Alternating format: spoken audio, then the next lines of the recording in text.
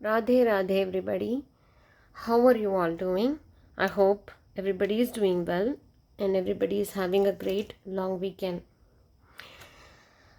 Today I'm going to share one of the Ekantik vartalaps of Maharajjis. I will link that particular video. It was posted I think a day ago, where Maharajji was talking to Swamini from like a Swami from Ramakrishna Mutt. He had a question about something which Maharajji explained his part, which took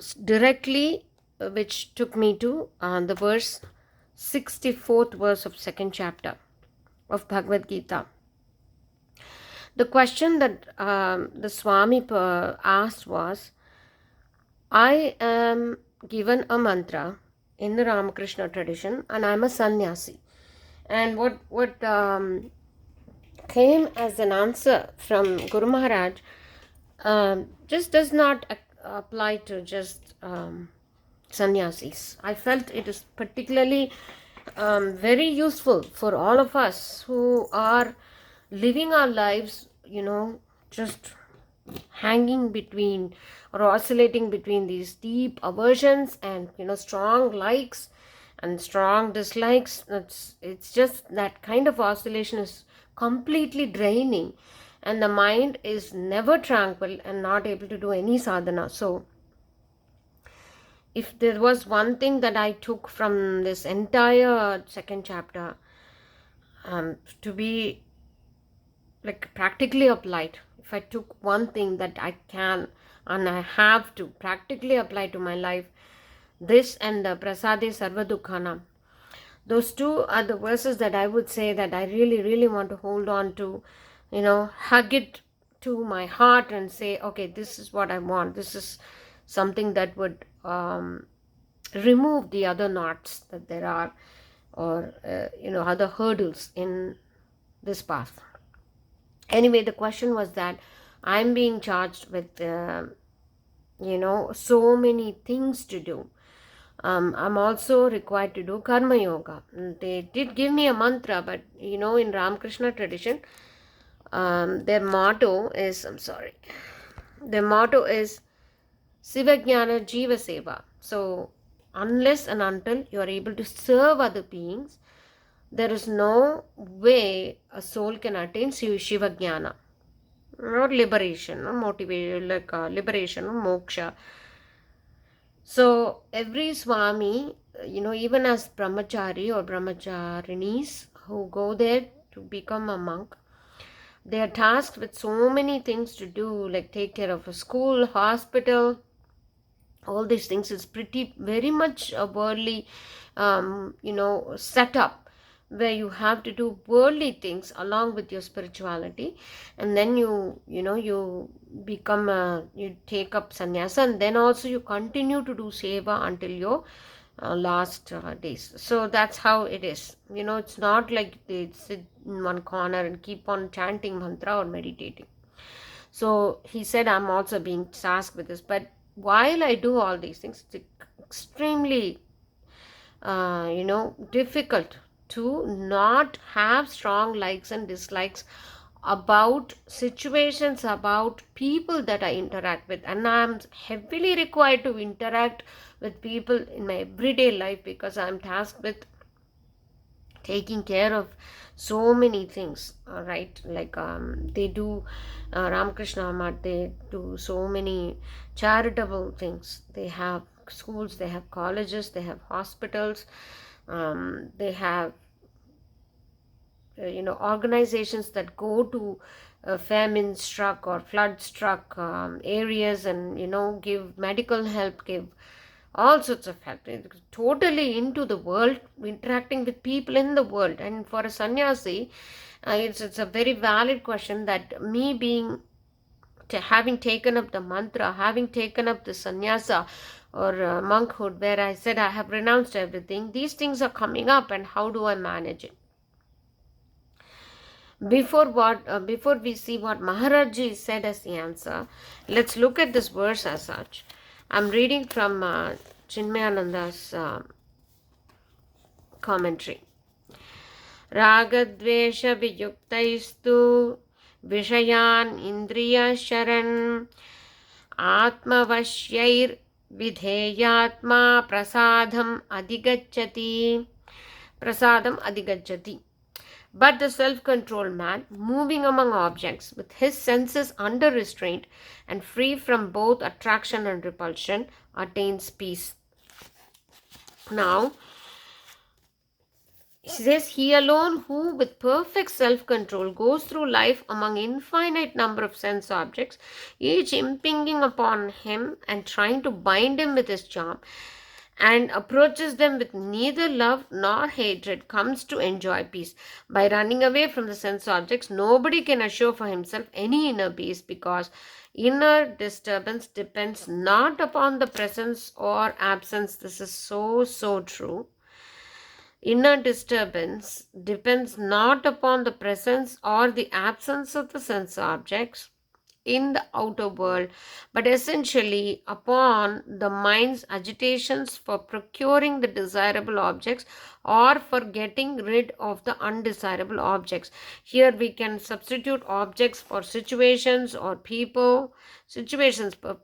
Particularly situations or people who are like-minded, right? It's easy to deal with people who are like-minded rather than somebody that has a completely different worldview than us.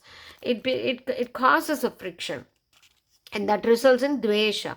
And if it is raga, like-minded people, everything goes on smoothly, and then you get attached to this like-mindedness and presence of this like-minded people. And then even though it could be a spiritual circle for all, still it is a binding. So raga and dvesha are the ones that are taking us away from our diluting our efforts, so to speak. But a master of wisdom with perfect self-control moves among the objects of the world with neither any special love nor any particular aversion for them, and on such a man the infectual sense objects but vainly try to smile and grin at. Wherever I go, my shadow must play all around me according to the position of the light, but the shadow can neither entangle me with love nor destroy me with hatred. The outer world of objects is able to whip that man who lends power to the objects to beat him down. Even in pure psychology, it is true that if we give power to something that can destroy us, it surely does destroy our peace. So here he says, Maharajji also gives an example, so I noted it down there that I should refer to Maharajji's example. Suppose that there is a lunatic who's whipping himself and weeping in pain. His sorrows can be ended only when he is persuaded not to take the whip in his hand. He could be advised, even if he kept the whip in his hand, not to swing his arms in the fashion in which he is doing. Similarly, here, mind woos the objects and gets beaten up. It is told as an advice that an individual who lives in self-control will no longer lend his own life's dynamism to an object to persecute him through his own sentimental aversion to or love for that object. So anything, whether it's an object or a situation, if you go running towards a favorable thing and then run away from this not so favorable thing, it is definitely going to be that person like a lunatic, that person who's not of stable mind, whipping himself, is doing something that's causing him pain anyway, and the only way to stop that is to stop doing that. So when lunatic is taught not to wield the whip and strike himself, he is immediately saved from the sorrows of the whip.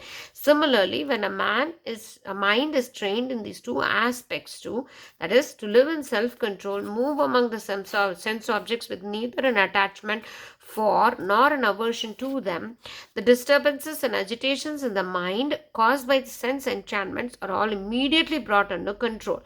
The condition of the mind is called tranquility or peace, which is called prasada.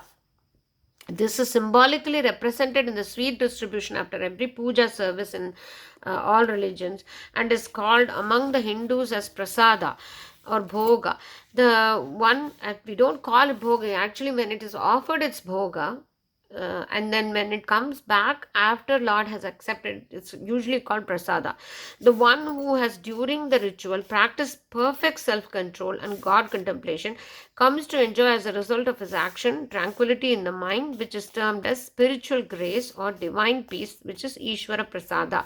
So here symbolically we fast. Let's say we are fasting, we don't eat anything until the puja is done, and we offer Lord the sweets, and then we take the sweet is a result of all the tapas you did by not getting attracted to it until then and showing some restraint, and then you're enjoying the result of your restraint. That's a smaller way of saying that. But what here prasada means tranquility of the mind by practicing self-control in all these aspects of life, where you're not too attached to something or you're not showing too much aversion to something.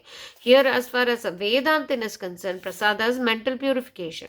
Such a mind is considered as pure, which feels in itself the least sense disturbances. The one who has learned to live in self-control and has trained himself to live among sense objects in a spirit of least attachment to or aversion from them has the least disturbance because of the ineffectiveness of the sense objects upon him. Thereby, his mind automatically becomes increasingly calm and tranquil and is considered as pure prasada for the purposes of the spiritual life. Here, I get reminded of there are small things that happen in your life that teaches you this, that is to avoid raga and dvesha. As a child, I was constantly reminded that things will not happen the way we think they should happen. For example, we plan to go to a park. Okay, we plan to go to a park in the evening. As a child, the child is expecting the mother to take her to the park. Suppose it rains, or the mother is stuck in her job, she's unable to make it. The child starts to show tantrums and starts to say, "You disappointed me. I'm feeling terribly disappointed." Now, the mother has to completely sit down and reason with the child, saying that nothing is lost. And you can always take her to the park the next day or the next situation that will be conducive to fulfilling that promise, instead of acting all guilty and thinking that we have done something wrong, which emphasizes in this child that everything should happen its way, and if it does not, it's the fault of a parent or fault of the society or something. This gets again and again confirmed in the child's mind. And this has happened to me. I used to think, why my mother's sitting and reasoning every time I get all these tantrums, and then now I feel that it's totally worth it, that as we start to grow now, the child has an idea of what disappointment feels like. It is totally fine to feel the disappointment and to even express it. As a child, the child will not have refined expression of its disappointment. Definitely it's going to roll on the floor and cry. And it's so amazing that if the child gets that space to do that and still understand that these will be situations that are part of life, that's something amazing. This child will be well rounded. That's something that I think of when I read this verse. I go back and you think, okay, yes, this was actually confirmed in many situations, that things will not happen all the time. All the plans that we do, we cannot show dvesha towards that situation or somebody who caused it. That's not going to help anybody. So raga and dvesha and getting too attached to positive experiences and saying we are going to run towards it all the time, that's also going to bind us heavily and cause a lot of pain. Instead, if we have complete self-control and every time we have a good experience or bad experience, think of the source as to be, cause the source to be the Lord, then that self-control arises and we are not too, we're not too strong in our likes and dislikes. So many a times we would go to a restaurant for our favorite ice cream or whatever we like there, and that would be out of stock. And okay, we'll eat something else today. It doesn't come like that. In small experiences, I'm not even talking about big losses or anything. We'd feel so bad and the whole day would be ruined, and that's the power we lend to it. That's what Swami talks about here. Now, regarding what Maharajji said, he said, he says, inside the chitta has to be strong for us to avoid this raga and dvesha. And the Swami obviously was talking more about dvesha than raga. He was talking about situations where they were not favorable. It is called pratikul. He was talking about pratikul situations and pratikul individuals. So we need to do what seva we have got. So we cannot say, okay, these things are happening, I'm feeling raga and dvesha, I'm not going to do this. I'm going to sit in a forest and just meditate or do my japa, not see anybody. In the beginning, of course, Sri Ramakrishna says that the plant, when it is a plant, others will, like other animals, like cows will come and eat it. So we do need a nice little fence, and after it becomes a huge tree, it doesn't need a fence. So we do have to practice some restraint in too much mingling with people, etc. We do have to have some lone time with Lord, etc. But if what the Guru has given us, or Lord has given us a seva for all our householders, we have been interested with seva. We have been interested with serving our parents, our elders, our wife, our husband, our children, our society, and everybody that is coming in contact with us. So we do have to do that, and bhava has to be strengthened. What is the bhava that needs to be strengthened? Bhava is the internal climate or internal mindset. The bhava that is to be strengthened is, whether experienced or not, we at least know from Shastra Swadhyaya that everything and everyone is God himself. So whether we see everybody as forms of God, we do read from Shastras that God alone has become everybody and everything. So just taking that as the basis of our experiences, or the foundation of our experiences, we should remind ourselves that we'll have the bhava that those who are coming in contact with us and behave through their swabhava, their own nature, and they cause some acts, they are doing some acts, they are behaving and saying some words, doing some deeds out of their swabhava, that should be ignored. Why? Because we have to be taking into or paying more attention to the tattva behind it. That is, Lord is behind this person, or Lord himself has become this person. This person probably is unconscious and behaving in an unconscious way, but still that tattva is right in front of me, behaving this way for me to learn something. That needs to be paid attention to. And one who's focusing on kriya or action cannot focus on karana, the source. And that's why I said raga and dvesha, they are all coming from favorable and unfavorable objects and situations, and both of them have the source as God. And once we remind ourselves of the source, that is karana, we will not be paying attention to the petty details or the kriya that happens. If one is not focused on the karana, then one cannot come out of raga and dvesha. That kriya causes raga and dvesha, or in other words, if it's a person, the person's actions cause us either raga, which is attachment, dvesha or aversion. Kriya can be anukul, which is conducive, pratikul, which is not conducive or not favorable. So favorable and unfavorable kriyas can happen out of a person. Favorable or situation or unfavorable situations can be caused around us by various factors which cause raga and dvesha. But a sannyasi is a kriya tyagi. So the cause is more important for a sannyasi than the kriya or the action. More than the action, the cause is more important for sannyasi, he says. Maharajji says that. But for me, I think that all of us can take this as an example while we go through sense objects or sense, or go through world as such, and all its happenings and people.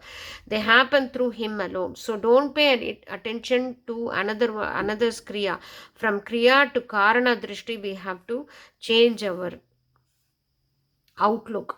Rather than the action, we always have our attention on the source. Okay, the action could be anything good or bad, but the source is always God. This has something to do with me, and I am being told to witness. This is what our attention to should be. If we are kriya centered, we are in samsara. If we are karana centered, then we are out of samsara. Example, if you are treating mentally ill people, do we pay attention to their kriya? This is something that Maharajji asked. If we are getting into a ward that has mentally ill patients, and they're coming to beat you, or throw stuff at you, or yell at you, or bite you, do we act as if it's completely wrong and we're going to call the police? No, we understand this person is ill, and we always want to do the right thing for these patients, for them to get better. Similarly, his advice to that sannyasi is, this whole samsara is ill. They are ill of maya. They have this disease of maya. So if they insult you, or if they are not coming at you with the right attitude, why get mad, is what he asked. And I feel that this advice to a sannyasi applies to us too. And there is this verse from Bhagavad Gita to back it up, saying that once we transcend this raga and dvesha, there's always something waiting for us, which is prasada, the sweet result of tranquility of mind, which is all we all want anyway. Everybody is working just towards that internal peace in one way or the other. So that's what I wanted to share today. I hope you enjoyed this video. I hope you're all doing very well with your studies, and you're studying the Bhagavatam, Bhagavad Gita and everything. I will meet you soon with another video. Until then, Radhe Radhe.